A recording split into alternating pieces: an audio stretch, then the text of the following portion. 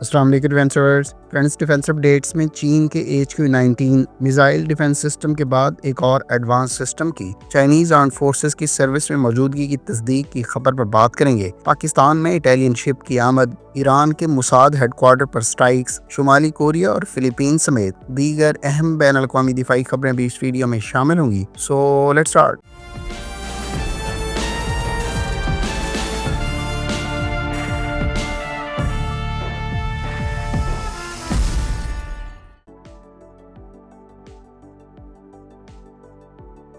Friends, چین کے highly advanced HQ-19 missile defence system کی چین کی جانب سے نہ صرف آرمڈ فورسز میں اب سے چند سال پہلے انڈکشن اور اس کو 2024 میں باقاعدہ پبلک کیے جانے سے متعلق تصدیق کے بعد ایک اور سسٹم جس کو HQ-22 یا پھر HQ-26 بھی کہا جاتا ہے، اس سسٹم سے متعلق مزید ویژولز منظر عام پر آئی ہیں جو اس بات کی طرف اشارہ کرتی ہیں کہ شاید یہ HQ-19 سسٹم سے بھی ہائیلی سوفسٹیکیٹڈ اور ایڈوانس سسٹم ہے جو اس وقت چائنیز آرمڈ فورسز کی سروس میں موجود ہے۔ اب سے چند ماہ پہلے بھی اس سسٹم کی کچھ تصاویر منظر عام پر آئی تھیں، جبکہ لیٹسٹ ویژولز بھی ایک لحاظ سے اس بات کی تصدیق کرتی ہے کہ یقینی طور پر یہ سسٹم چین کی آرمڈ فورسز میں موجود ہے۔ فرینڈز، ہم پہلے ہی اپنی اس ویڈیو میں آپ کے ساتھ شیئر کر چکے ہیں کہ چین عام طور پر جب کسی ویپن یا سسٹم کا ایڈوانس یا اپ گریڈڈ ویریئنٹ تیار اور اپنی آرمڈ فورسز میں باقاعدہ انڈکٹ کر لیتا ہے تو اس سے گزشتہ کے ورژن کو ایکسپورٹ کسٹمرز کے لیے آفر کروانے کے ساتھ ساتھ اسے باقاعدہ پبلک بھی کر دیتا ہے۔ اسی قسم کی سچویشن ہمیں چین کے بیلسٹک میزائل ڈیفینس سسٹمز کے حوالے سے دیکھنے کو مل رہی ہے، جہاں HQ-19 سسٹم کی پہلے سے چائنیز آرمڈ فورسز کی سروس میں موجودگی اور اس کو باقاعدہ پبلک کیے جانے کے ساتھ ساتھ قریبی اتحادی ممالک کو ایکسپورٹ کیے جانے سے متعلق اطلاعات سامنے آ چکی ہیں۔ اسی اثنا میں اب چین کے HQ-22 یا HQ-26 کہے جانے والے ایڈوانس بیلسٹک میزائل سسٹم کی بھی چائنیز آرمڈ فورسز میں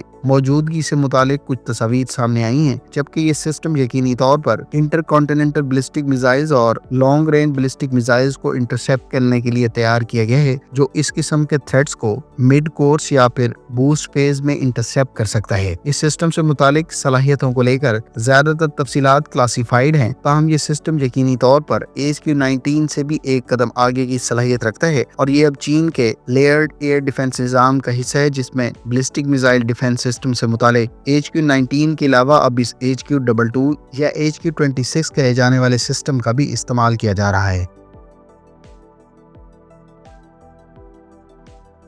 فرینڈز، ایران کی جانب سے اسرائیلی حملے کے جواب میں گزشتہ رات اور آج صبح کیے جانے والے میزائل حملوں میں کچھ میزائلز کو تو اسرائیلی ایئر ڈیفنس سسٹمز کی جانب سے کامیابی سے انٹرسیپٹ کر لیا گیا، تاہم کچھ میزائلز اپنے مبینہ اہداف کو نشانہ بنانے میں کامیاب رہے ہیں۔ ریسنٹ رپورٹس اور سیٹلائٹ امیجری کے ساتھ آن گراؤنڈ ویژولز اور امیجز کو کمپیئر کرنے کے بعد ایکسپرٹس کا کہنا ہے کہ ایران کی جانب سے پہلی مرتبہ موساد کے ہیڈ کوارٹر کے قریب کچھ عمارتوں کو کامیابی سے نشانہ بنایا گیا ہے۔ ایران کی جانب سے حالیہ میزائل حملے میں گزشتہ کی بجائے ملٹیپل وار ہیڈ کیری کرنے والے میزائل کو استعمال کیا گیا ہے، جو اس قسم کی سینسٹیو انسٹالیشنز پر موجود ایئر ڈیفنس سسٹمز کو بائی پاس کرتے ہوئے اپنے اہداف کو نشانہ بنانے میں کامیاب رہا ہے۔ ادھر اسرائیل کی جانب سے بھی ایران، خاص طور پر ایران کے دارالحکومت تہران کے قریب مختلف علاقوں کو نشانہ بنانے کا سلسلہ جاری ہے اور امریکہ کی جانب سے بھی اسرائیل کی ایران کے خلاف جنگ میں شمولیت کے قوی امکانات ہیں۔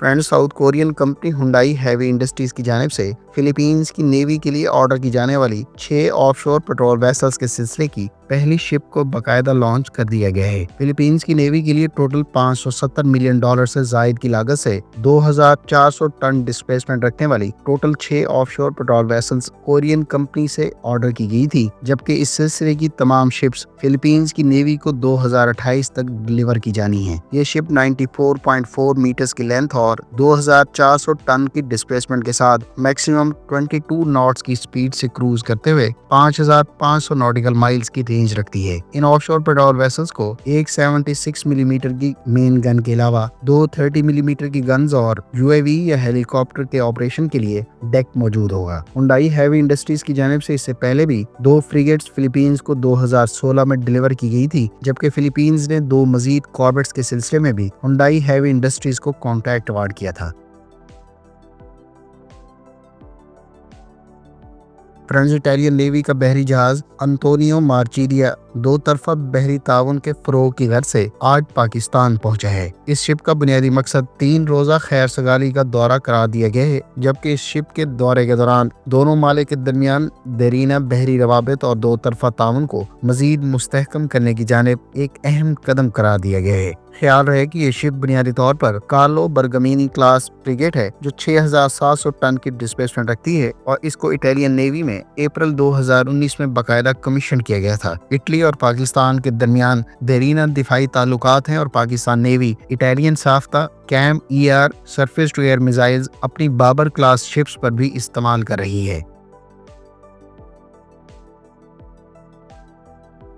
शुमाली कोरिया ने अपनी नेवी के लिए अब से चंद रोज पहले लॉन्चिंग के दौरान हादसे का शिकार होने वाली डिस्ट्रॉयर को दोबारा लॉन्च कर दिए है। नॉर्थ कोरिया की जानिब से ऑफिशियली अब से चंद हफ्ते पहले इस शिप को लॉन्च करने की कोशिश की गई थी, ताहम लॉन्चिंग के दौरान इसे एक हादसा पेश आया था, जबकि अब इस शिप को रिस्टोर करने के बाद दोबारा से एक सेरेमनी के दौरान लॉन्च किया गया है। इस शिप को नेक्स्ट ईयर डिप्लॉय किए जाने के चांसेस हैं, जबकि हालिया लॉन्चिंग की तकरीब के दौरान शुमाली कोरिया के रहनुमा किम जोंग उन भी इस तकरीब में मौजूद थे। इस शिप की मैक्सिमम लेंथ 143 मीटर्स बताई जाती है, जबकि इसकी डिस्प्लेसमेंट 5000 टन मुतवक्के है। शिप पर total 3 vertical launch systems offer किए जा रहे हैं, जो एंटी एयरक्राफ्ट मिसाइल से इक्विप्ड होंगे, जबकि इस शिप के दीगर वेपन्स में न्यूक्लियर आर्म्ड क्रूज मिसाइल्स और शॉर्ट रेंज बैलिस्टिक मिसाइल्स के भी इस्तेमाल किए जाने की इतलात है। नॉर्थ कोरिया अपने मिसाइल आर्सनल के अलावा नेवल एसेट्स को भी तेजी से डेवलप कर रहा है, ताकि इसकी नेवी की कैपेसिटी को भी मजीद स्ट्रेंथन किया जा सके। शुमाली कोरिया की जानिब से अब से कुछ अर्सा पहले ही सबमरीन से मुतालिक भी डेवलपमेंट और लॉन्चिंग की इतला सामने आई थी,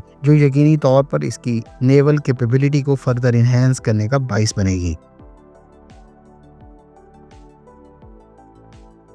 फ्रेंड्स, चीन के career born stealth aircraft J-35 को भी रिहर्सल की गर्ज से दीगर फाइटर एयरक्राफ्ट के साथ फ्लाइट्स कंडक्ट करते हुए देखा गया है। मीडिया रिपोर्ट्स के मुताबिक चीन ने J-35, जिसको कैरियर बॉर्न स्टेल्थ एयरक्राफ्ट कहा जाता है और इसको खास तौर पर चीन की नेवी के लिए तैयार की जाने वाली फ्यूजियान एयरक्राफ्ट कैरियर के लिए तैयार किया जा रहा है, इसकी भी इब्तदाई सीरियल प्रोडक्शन शुरू कर दी गई है। रिसेंट विजुअल्स में 2 J-35 career born stealth aircraft को चाइनीज फ्लैंकर कहे जाने वाले फाइटर एयरक्राफ्ट के साथ रिहर्सल की गर्ज से टेस्ट फ्लाइट कंडक्ट करते हुए देखा गया है। इधर रिसेंट रिपोर्ट के मुताबिक चीन की नेवी इस साल में ही अपनी फ्यूजियान एयरक्राफ्ट कैरियर को बाकायदा इंडक्ट कर लेगी, जबकि इस एयरक्राफ्ट कैरियर को बाकायदा पब्लिक किए जाने के बाद मुख्तलिफ तरह के सी ट्रायल से गुजारा जा चुका है। चीन की फ्यूजियान एयरक्राफ्ट कैरियर, जिसको अब से 3 साल पहले पब्लिक किया गया था, इस पर अब तक 8 सी ट्रायल्स कंडक्ट किए जा चुके हैं, जिसमें मुमकिन तौर पर KJ-600 career born early warning and control aircraft की टेस्टिंग और J-35 की भी टेस्टिंग की इतलात है। फ्यूजियान एयरक्राफ्ट कैरियर और इसके साथ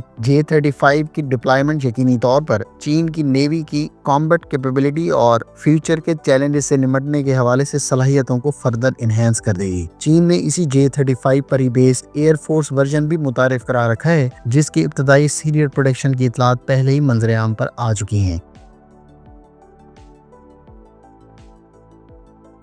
स्वीडिश कंपनी साब को स्वीडिश मिनिस्ट्री ऑफ डिफेंस की जानिब से जिराफ 4A रडार से मुतालिक कॉन्ट्रैक्ट अवार्ड किया गया है। इस कॉन्ट्रैक्ट के तहत स्वीडिश आर्म्ड फोर्सेस को साब की जानिब से जिराफ 4A रडार सिस्टम्स और एसोसिएटेड सर्विसेज के साथ साथ मुतलका कंपोनेंट 2026 से 27 में डिलीवर किए जाने हैं। कंपनी का कहना है कि जिराफ 4A रडार स्वीडन की ग्राउंड बेस्ड एरिया सर्वेलेंस और अर्ली वार्निंग कैपेबिलिटी को फर्दर एनहांस करेगा, क्योंकि ये रडार मोबाइल मॉडर्न सेंसर्स और सॉफ्टवेयर से इक्विप्ड है। ख्याल रहे कि स्वीडिश कंपनी साब को ग्रिपन फाइटर एयरक्राफ्ट बनाने के अलावा एयरबॉर्न और ग्राउंड बेस्ड कई तरह के रडार्स बनाने का एजाज हासिल है, जो इस वक्त दुनिया के कई ममालिक को एक्सपोर्ट किए जा रहे हैं। साब के तैयार करता इस जिराफ 4A रडार के बारे में इतलात हैं। ये 400 किलोमीटर की रेंज रखता है और इसको मल्टी फंक्शन रडार कहा जाता है।